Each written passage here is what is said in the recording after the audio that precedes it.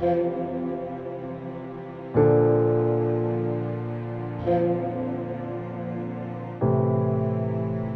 मोदी के आने से पहले तक 2014 में भारत पर कर्जा था 53 लाख करोड़। आज जब यहां पर हम बात कर रहे हैं वो कर्जा 135 लाख करोड़ हो चुका है। और रिजर्व बैंक का आकलन है, उनका अनुमान है कि अगले साल 2023 में 31 मार्च तक वो जो कर्जा है भारत पर वो 155 लाख करोड़ पार कर जाएगा।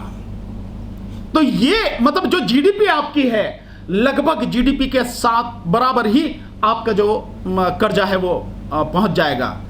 कैसे पटाएंगे आप, ये बताएं ना कि कैसे पटाएं। इसका मतलब ये है कि जो सरकार देशभक्त राष्ट्रभक्ति की बात करती थी वही सरकार अब धीरे धीरे इस देश के लोगों का गला काट रही है, इस देश के लोगों को बेरोजगार कर रही है। और ये सब कुछ बहुत ही सुनियोजित तरीके से हो रहा है। और किसी भी हालत में उनकी जेब में जो भी कुछ है वो भी उनकी जेब से निकाल लिया जाए, वो सारे काम कर रहे हैं। मैंने जो अभी लोहिया हॉस्पिटल का जो लखनऊ का आपको उदाहरण दिया वो यही तो है। यानी 1 रुपए का जो पर्चा आप 100 रुपए में कितने गुना आपने महंगाई, यानी 100 गुना एक झटके में आपने जो है ये सब कुछ कर दिया। ये स्थिति बहुत खतरनाक स्थिति है। देखिए, भारत के रुपए की कीमत लगातार गिरती चली जा रही है। भारत का जो व्यापार घाटा है, यानी जो हम निर्यात करते हैं विदेशों को और जो हम विदेशों से आयात करते हैं उसको व्यापार घाटा जो वो व्यापार घाटा है वो लगातार बढ़ता चला जा रहा है। और आज की तारीख में वो 27 लाख करोड़ के आसपास पहुंच चुका है जो घाटा है।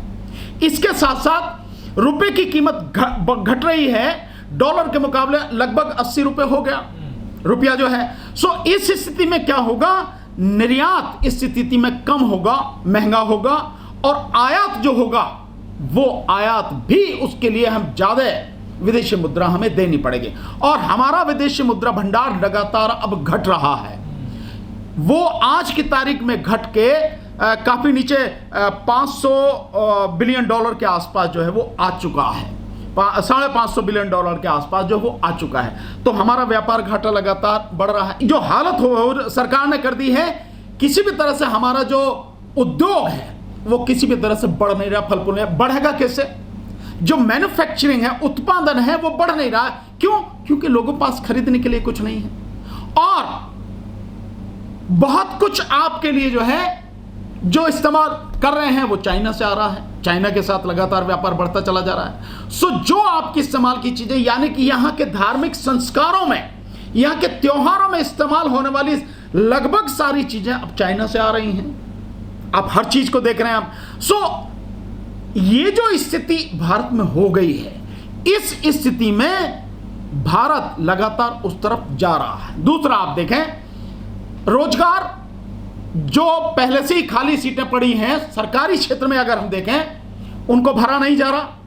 और जो रिटायर हो रहे हैं वो उनको भी भरने की कोई कोशिश नहीं हो रही, क्योंकि सरकार पूरी तरह से इस रोजगार वाले मामले को खत्म करना चाहती है। चंद लोग रखना चाहती है जो उसकी सरकार चलाने के लिए काफी हों। यह सरकार का जो आगे की रणनीति है। जितने भी सरकारी उद्योग उन सबको बेचा जा रहा है। और आप जानते हैं कि सरकारी उद्योग बेचने का मतलब है निजी क्षेत्र में जो आप बेच रहे हैं औने पौने दाम में मोदी जी अपने यारों को दे रहे हैं। उसका मतलब यह है कि जैसे ही सरकारी उद्योग कोई निजी हाथ में जाता है 80% रोजगार खत्म हो जाता है। यानी नौकरी करने वाले जो लोग थे उसमें 80% की नौकरी एक झटके में खत्म। इसका मतलब बेरोजगारी बढ़ेगी। तो जिस तरह से बेरोजगारी बढ़ रही है, जिस तरह से महंगाई बढ़ रही है, आपने कभी सोचा था कि आटे पर भी सरकार जो है वो लगा सकती है, जीएसटी लगा सकती है? आपके देश में शुरू हो गया। और अभी की मैं एक न्यूज देख रहा था, बड़ी मजेदार न्यूज है। उत्तर प्रदेश की अगर हम बात करें तो उत्तर प्रदेश के डॉक्टर राम मनोहर लोहिया अस्पताल में, जो सरकारी अस्पताल है, वहां पे जो पर्चा बनता था, जो फ्री इलाज होता था, अब वहां पर किसी का फ्री इलाज नहीं होगा। 1 रुपए में बनने वाला पर्चा अब 100 रुपए में बनेगा। और जो टेस्ट भी होगा वो टेस्ट भी, उसके भी पैसे होंगे।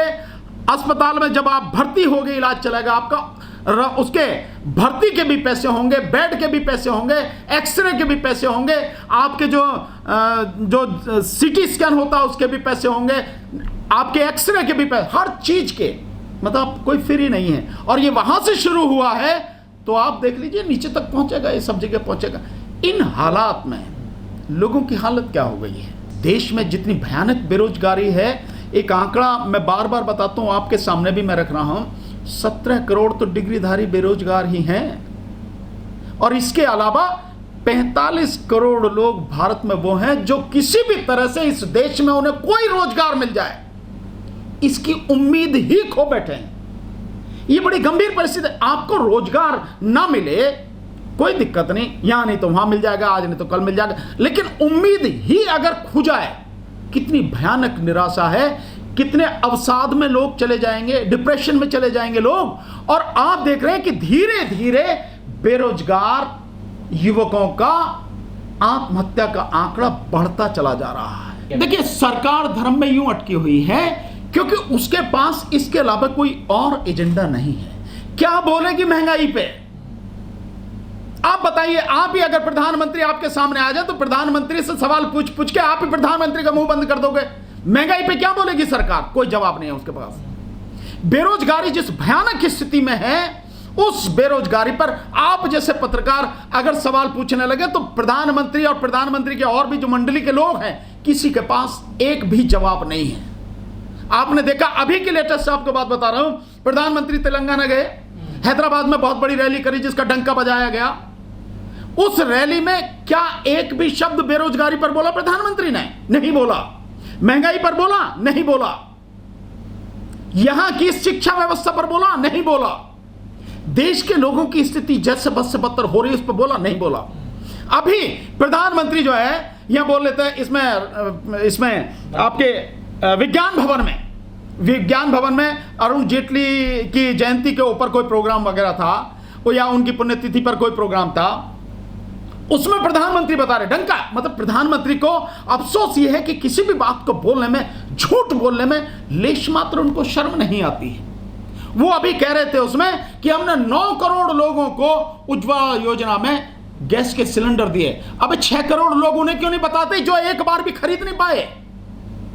भाई, जो आंकड़ा आ रहा है सामने, वो आंकड़ा ये बता रहा है कि उसमें से 4.5 करोड़ लोग तो वो हैं जिन्होंने एक बार भी खरीदा नहीं, और तकरीबन 2 करोड़ के लगभग वो लोग हैं जिन्होंने एक बार खरीदा 1 साल में। तो तुम्हारे इस फ्री में सिलेंडर देने का मतलब क्या है? तुमने फ्री में सिलेंडर दे दिया, लेकिन सिलेंडर की जो आप कहते हैं जो कीमत थी, वो सिलेंडर की कीमत आपने 1050 के पार कर दी।